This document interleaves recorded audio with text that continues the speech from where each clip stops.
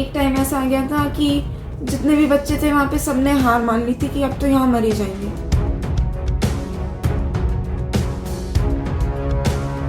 माहौल बहुत ख़राब हो चुका था तब तक हम वहाँ पर थे।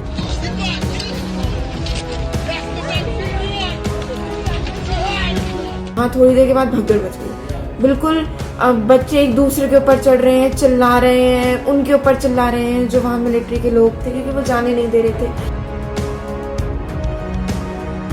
कहते हैं कि उम्मीद की किरण भी मुश्किल हालातों से बच निकलने के लिए काफी होती है।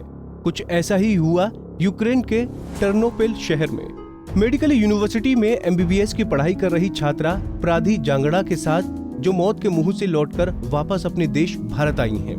प्राधी ने यूक्रेन के हालातों के बारे में जो बताया उसे सुनकर आप भी स्तब्ध रह जाएंगे। प्राधी ने तो यहाँ तक कह दिया कि एक वक्त पर उसे लग रहा था कि वो यहाँ से जिंदा वापस नहीं लौटेंगी।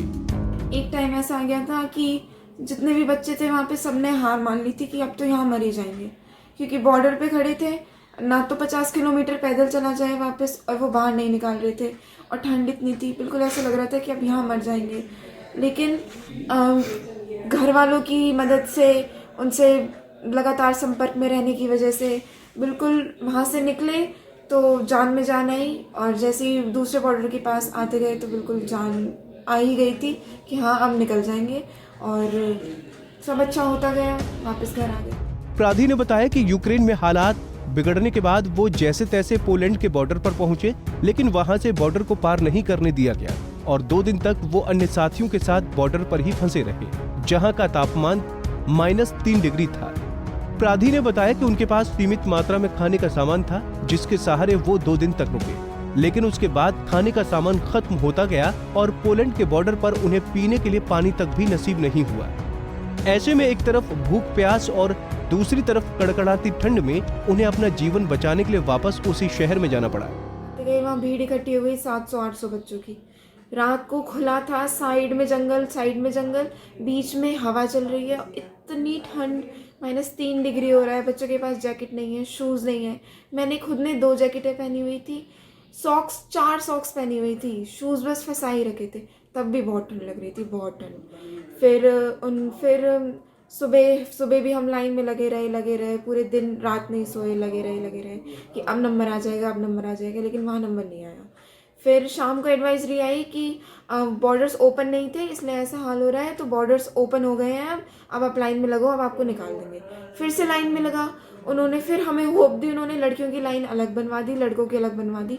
हमें लगा अब लड़कियों को पहले निकाल देंगे तो अब तो निकल ही जाएंगे, लेकिन नहीं, वहाँ थोड़ी देर के बाद भगदड़ मच गई।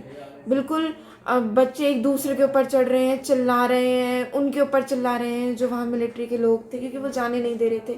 बच्चे वहाँ, हम तो 2 दिन ही हुआ था, बच्चे वहाँ 4-4 दिन से खड़े थे, सब गुस्से में, सब भूखे प्यासे ठंड में। तो भगदड़ मची, फिर उन्होंने बच्चों को पीट दिया वहाँ पे। तब बच्चे वहाँ से पिटे, बच्चों को वहाँ पे मतलब उनको गलत बोला गया, तो बच्चे वहाँ से वापस हो गए। हम भी उन्हीं में थे कि अब अगर हम यहाँ रहे तो हम यहाँ मर जाएंगे, इससे अच्छा वापस चलो। तो वहीं पे थोड़ी सी दूर में एक एरिया सा था जहाँ पे आप आग वाग जला सकते थे। हमने आग वाग जलाई, वहाँ पे बैठे हम टैक्सी का इंतज़ार कर रहे थे, कोई आए, हम कॉल वॉल कर रहे थे तो किसी ने कॉल नहीं उठाई। तो वहाँ पर अचानक से एक टैक्सी आती है, तो हम उस टैक्सी वाले से बात करने गए, तो उसने कहा कि हाँ मैं ले जाऊँगा। लिवीव एक जगह है जो मेरी सिटी से सिर्फ 2 घंटे का रास्ता है, तो हमने सोचा लिवीव तो पहुँचते हैं, लिवीव से तो हम पहुँच ही जाएंगे 2 घंटे में। तो हम उस सिटी में पहुँचे, मतलब उनके पास पहुँचे, टैक्सी वाले के पास। उन्होंने कहा कि आप आ जाओ। हम 10 बच्चे थे, हम बैठे वहाँ पर, और उसने हमें लिवीव छोड़ा। हमने उससे कहा कि आप पैसे और ले लो, जितने भी आपको चाहिए, आप हमें हमारे सिटी छोड़ दो। तो उसने कहा ठीक है मैं छोड़ देता हूँ। उसने सिटी छोड़ा है हमें। हम उतरे हैं टैक्सी से, और टैक्सी से उतरते ही बस स्टैंड पर उतरे हैं हम, और बस स्टैंड पर जहाँ पर 300 लोग, 100-200 लोग तो ऑलमोस्ट रहते ही थे, इतना रश रहता था वहाँ पर, कोई भी नहीं, एकदम सन्नाटा, मिलिट्री घूम रही है। प्राधी ने बताया कि हंगरी जाने से स्थानीय निवासी ने उनकी काफी मदद की और वो शॉर्टकट रास्तों से उन्हें हंगरी के बॉर्डर के बिल्कुल पास तक पहुंचा दिया था, जिसमें उन्हें केवल 8 किलोमीटर पैदल चलना पड़ा। वहीं 28 फरवरी को हंगरी चेक पोस्ट पर उन्हें हालात काफी बदले दिखाई दिए, जिसके बाद एक बार फिर उनमें भारत लौटने की उम्मीद बन गई और आखिरकार हंगरी के रास्ते वो अपने घर पहुंच गई। वहीं बेटी के घर लौटने पर उनके माता पिता अब काफी खुश हैं। अपराधी के पिता शशि भूषण जांगड़ा और मां भावना जांगड़ा ने अपनी बेटी को सकुशल स्वदेश लौटने के लिए भारतीय दूतावास और केंद्र सरकार की जमकर तारीफ की। उनका कहना है कि अगर भारत सरकार और दूतावास की तरफ से मदद नहीं दी जाती तो उनकी बेटी किसी भी सूरत में लौट कर नहीं आ पाती। पलवल से गुरुदत्त गर्ग, पंजाब केसरी टीवी।